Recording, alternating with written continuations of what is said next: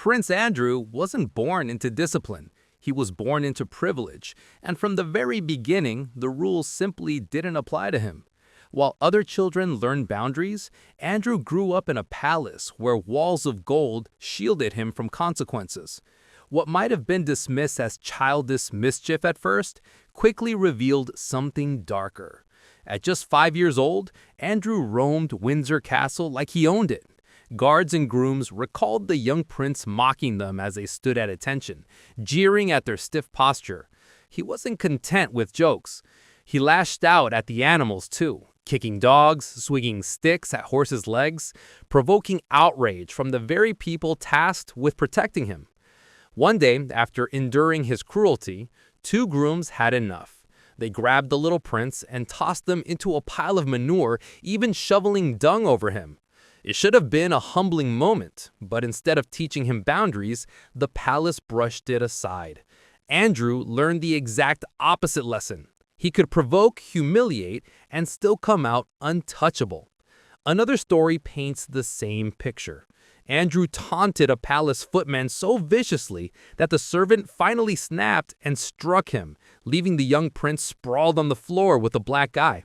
The queen herself refused the man's resignation, admitting Andrew had brought it on himself. To Andrew, it wasn't a lesson in respect. It was proof of power. He realized he could push people to their breaking point and still remain untouchable. These weren't harmless childhood pranks. They were early warnings. A boy who mocked guards at 5 grew into a man who demanded curtains be drawn just in order. The pattern was already set. Andrew wasn't just spoiled, he was raised to believe cruelty was normal. But if that's how he acted as a child, just wait until you see what he became as an adult. By the early 1980s, while the world was falling in love with Princess Diana's charm and innocence, Prince Andrew was cultivating a reputation of his own, one that couldn't have been more different. He was supposed to be the monarchy's young, dashing bachelor, a naval officer in uniform, handsome, single, and ready to dazzle the public. Instead, behind the palace walls, Andrew was already being called something else: spoiled, arrogant, and dangerously immature. Staff members who weren't closest to him didn't see a noble prince. They saw a man who treated them like disposable tools. Former maid Charlotte Briggs recalled how Andrew once erupted in fury because she left a tiny gap in his bedroom curtains.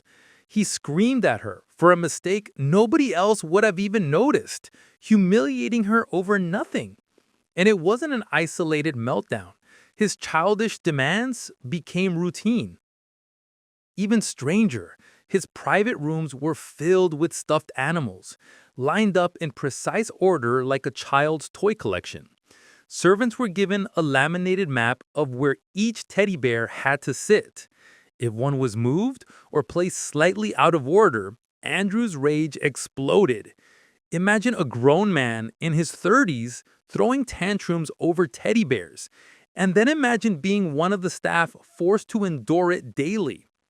To outsiders, this eccentricity looked almost comical, but to those serving him, it was pure abuse. The pattern was clear. The little boy who mocked guards at 5 had grown into a man who screamed at servants over toys. And the worst part? His family excused it. Queen Elizabeth looked the other way. Prince Philip dismissed him as the spare, the son destined to live in Charles's shadow, but free from responsibility. That freedom didn't discipline him. It fueled something darker. The press gave him a nickname, Randy Andy. Unlike his brothers, who kept a careful distance from scandal, Andrew embraced his playboy image. He flaunted his relationships with models, actresses, and socialites, basking in attention and arrogance. When he married Sarah Ferguson in 1986, it looked like the start of a royal fairy tale. Instead, it collapsed under scandal. Their marriage dissolved in betrayal, humiliation, and endless rumors, cementing Andrew's reckless reputation. But divorce wasn't the end of Andrew's recklessness. It was the launchpad for even greater disgrace. And what came next would cost the public millions and earn him another name that Britain would never forget. By the 1990s, Andrew's reputation as a spoiled playboy was cemented. But now, his behavior wasn't just embarrassing, it was expensive. While Britain was tightening its belt through recessions and austerity, Andrew was living like the rules of gravity didn't apply to him. Helicopters, private jets, luxury holidays, it all came courtesy of the taxpayers. The tabloids branded him with a new nickname, Air Miles Andy. It wasn't a joke, it was a national outrage. Reports revealed he was flying across the globe on the public's dime, often for little more than personal leisure. The public questioned why a man with so few real royal duties was burning through millions in travel expenses, while ordinary families struggled to pay their bills. Inside the palace, the whispers grew louder. His arrogance wasn't just irritating staff anymore, it was becoming a liability for the monarchy itself. He carried himself like he was untouchable, sneering at criticism, acting as though the public existed to serve him. And every flight, every hotel, every extravagant bill fed a growing anger in Britain. But here's the thing, money was only the surface of Andrew's downfall. Because what nobody realized at the time was that his hunger for status, for being surrounded by the rich and powerful, was leading him straight into the arms of people who would destroy him. And soon, the world would see that his reckless spending was nothing compared to the company he chose to keep. If Prince Andrew's taxpayer-funded flights earned him the name Air Miles Andy, his next move would earn him something far worse. By the late 1990s, Andrew's naval career had ended. He was restless, desperate for relevance, and hungry to prove he was still important. The palace handed him a new role, Britain's special trade envoy. In theory, it was meant to boost British business abroad. In practice, it became Andrew's license to exploit his royal name on the global stage. Instead of dignified diplomacy, Andrew turned the role into his personal playground. He was seen rubbing shoulders with controversial businessmen, oligarchs, and dictators. Rather than projecting British values, he flaunted his access, using his title like a VIP pass to circles most royals would have avoided at all costs. Leaked U.S. diplomatic cables later confirmed what insiders had long whispered. American officials described Andrew as cocky, arrogant, and dismissive. At one lunch in Kyrgyzstan, he stunned diplomats by openly mocking journalists and ranting about how governments should ignore public opinion. To the very people meant to see him as Britain's representative, he looked less like a statesman and more like an embarrassment. And then there was the real estate scandal. Andrew sold his home, Sunninghill Park, to a Kazakh oligarch for £15 million, $3 million more than the asking price. The buyer never even lived there. The mansion was left to rot, fueling suspicions that the sale wasn't business, but a shady favor. Where was the extra money going? Who was benefiting? The questions were louder than the answers. Andrew's obsession with status symbols was clear. The medals pinned to his chest, the glamorous women on his arm, the business deals that looked suspicious at best, all of it screamed one thing: a man desperate to be admired, but incapable of earning respect. His friends began to notice something dangerous. Andrew wasn't just arrogant, he was gullible, a man who could be manipulated by anyone who flattered him enough. And then came the introduction that would seal his fate. Through socialite Ghislaine Maxwell, Andrew met Jeffrey Epstein. To Andrew, Epstein wasn't a convicted predator, he was a ticket back into the world of luxury, jets, mansions, and elite company. He saw only wealth and glamour. Never, or perhaps chose never, to see the cost. And that friendship didn't just tarnish his image, it dragged him into the darkest scandal a royal has faced in modern history. For years, Prince Andrew had brushed off criticism as if it were nothing, but nothing could prepare him or the monarchy for the storm that came with the name Jeffrey Epstein. When Andrew was introduced to Epstein in the late 1990s through Ghislaine Maxwell, it looked to him like just another glamorous connection. Epstein had the mansions, the jets, the guest list full of celebrities and politicians. To Andrew, it was intoxicating. He became a regular fixture in Epstein's world. Dinners in New York, private island visits, lavish parties that few could dream of attending. But while Andrew was enjoying the wealth and luxury, a darker truth was already bubbling to the surface. In 2006, Epstein was arrested for sexually abusing minors. Any sane public figure would have cut ties immediately. Andrew did the opposite. Even after Epstein served prison time, Andrew was photographed walking with him in Central Park. The image stunned the world. It wasn't just poor judgment, it was complicity by association. Then came the allegations that would change everything. Virginia Giuffre, one of Epstein's most well-known accusers, claimed she was trafficked by Epstein and forced into sexual encounters with powerful men, including Prince Andrew. She was just 17 at the time. Andrew denied it, the palace denied it, but the evidence wouldn't go away. A photo emerged. Andrew with his arm around Virginia's waist, Ghislaine Maxwell grinning in the background. The prince insisted he didn't remember the picture. Experts said otherwise. And then came his excuse, an excuse so bizarre it became infamous. Virginia recalled him sweating profusely on the dance floor before the assault. Andrew claimed it couldn't be true because he had a medical condition that prevented him from sweating. To the public, it wasn't just unbelievable, it was humiliating. The story became late-night comedy fodder, the prince reduced to a punchline. But this was no laughing matter. Public outrage grew into fury. Questions mounted. Why was a member of the British royal family cozying up to a convicted predator? Why did he keep visiting Epstein even after the world knew who he really was? And what exactly was Andrew hiding? The scandal wasn't just destroying Andrew's reputation, it was threatening the monarchy itself.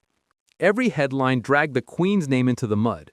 Every photograph of Andrew with Epstein was a reminder that this wasn't just one man's disgrace, it was a royal crisis. And when Andrew finally tried to defend himself in a TV interview, he didn't save his reputation. He buried it forever. By 2019, the pressure on Prince Andrew had reached boiling point. For years, he'd stayed silent while the Epstein scandal grew louder, hoping it would all blow over. But when Virginia Giuffre filed a civil lawsuit in the US and the press circled like sharks, Andrew made a decision that would prove disastrous. He agreed to a sit-down interview with the BBC's Emily Maitlis. From the palace's perspective, this was supposed to be his redemption, a chance to clear his name, show humility, and finally put the rumors to rest. Instead, it became one of the most infamous public relations disasters in royal history. From the very first minutes, Andrew looked arrogant, detached, and disturbingly unaware of how serious the allegations were. He insisted he had no recollection of ever meeting Virginia Giuffre, even when confronted with a now iconic photograph of them together. He doubled down on his bizarre claim that he couldn't sweat. He insisted that the night he was accused of being with her, he was actually at a Pizza Express in Woking, a detail so oddly specific it immediately became a national punchline. But worse than the excuses was his tone. There was no empathy for Epstein's victims, no acknowledgement of suffering. Instead, Andrew seemed more concerned about his own inconvenience, describing Epstein's behavior as unbecoming, a chilling understatement for crimes of child abuse. When the camera stopped rolling, palace aides were horrified. One insider later said they knew instantly that was the end. The interview aired, and the backlash was immediate. Headlines shredded Andrew's credibility. Social media mocked him relentlessly. Politicians condemned him. Even his royal relative reportedly watched in disbelief. Within days, the fallout was catastrophic. Charities and organizations began cutting ties with him. Public opinion plummeted, and the Queen herself had no choice. Prince Andrew was forced to step back from royal duties indefinitely, effectively exiling him from public life. What was meant to save his reputation had destroyed it. In less than an hour of television, Andrew transformed himself from a royal embarrassment into a permanent stain on the monarchy. But even stepping down couldn't shield him, because the lawsuits, the revelations, and the fury of the public were only just beginning. After the catastrophic BBC interview, Prince Andrew vanished from public life. No more royal engagements, no more photo ops, just silence. But silence couldn't protect him from what was coming next. In 2021, Virginia Giuffre officially filed a civil lawsuit in the United States, accusing Andrew of sexual assault when she was just 17. For the first time in modern history, a senior British royal was being dragged into a courtroom battle over such horrific allegations. The palace tried to shield him. His lawyers fought tooth and nail to get the case thrown out. They argued technicalities, questioned jurisdiction, and even tried to block the release of incriminating documents. None of it worked. A U.S. judge ruled the case could move forward. For Andrew, it was a nightmare. With every hearing, more attention piled onto the details he desperately wanted to bury. The photo, the sweating, the Pizza Express alibi, all of it returned to the headlines. He faced the prospect of being grilled under oath about his friendship with Epstein, his relationship with Maxwell, and the darkest accusations against him. Behind palace walls, the pressure was unbearable. The Queen, already in fragile health, was forced to take action. In January 2022, Andrew was stripped of his royal patronages and his military titles. He could no longer style himself as His Royal Highness. Overnight, he went from a prince of privilege to a disgraced figure with no official role. Then came the final blow. In February 2022, just weeks before the trial was set to begin, Andrew reached the financial settlement with Virginia Giuffre. Reports suggested the payment was as high as £12 million, though the exact amount was never confirmed. Officially, he admitted no wrongdoing. But to the public, the message was clear. If he was truly innocent, why pay millions to make the case go away? The settlement may have ended the lawsuit, but it didn't end the damage. Instead, it locked his reputation in scandal forever. He was now the prince who paid millions to silence a victim while denying it was ever true. And while Andrew thought the settlement would close the book, in reality, it only marked the beginning of his permanent exile. After the multi-million-pound settlement, Prince Andrew was effectively a ghost within his own family. No official duties, no military honors, no public appearances without triggering outrage. He lived in quiet disgrace at the Royal Lodge, guarded from cameras, but never from headlines. Yet behind the scenes, Andrew still dreamed of a comeback. He believed the scandal would fade, that the public might forgive him. Reports even suggested he begged his mother, Queen Elizabeth II, to help rehabilitate his image. But the Queen knew better. She protected him in private, but in public, she kept him sidelined. Then, in September 2022, the Queen died. As Britain mourned, the spotlight inevitably returned to her disgraced son. During the funeral procession, Andrew walked behind her coffin, stripped of his military uniform, forced instead to wear a simple mourning suit. The visual was stark. The once proud naval officer, reduced to the most disgraced figure in the royal family, walking in shame while the world watched. The public response was brutal. Outside Westminster, a heckler shouted, "You're a sick old man," as Andrew marched with his siblings. The footage went viral, a painful reminder that for many, he would never be forgiven. With King Charles now on the throne, Andrew's exile deepened. Charles made it clear there would be no return to royal life, no quiet re-entry into public service, not while the monarchy fought to protect its fragile credibility. Even Prince William reportedly pressured his father to cut Andrew off completely. Andrew's attempts at rehabilitation failed one after another. A rumored plan to appear at charity events was quietly shut down. His pleas for a new royal role were ignored. Polls showed the public wanted him gone permanently. For every photo of him riding horses at Windsor, there were 100 headlines reminding the world of his disgrace. And so, the prince who once flew around the globe on private jets, who dined with billionaires and dictators, who believed himself untouchable, now lived in a gilded cage. Wealthy, yes, but humiliated, stripped of dignity, exiled from the very family business that once defined his life. But the story doesn't end there, because even in exile, Andrew has found himself entangled in new scandals, proof that some reputations can never be repaired.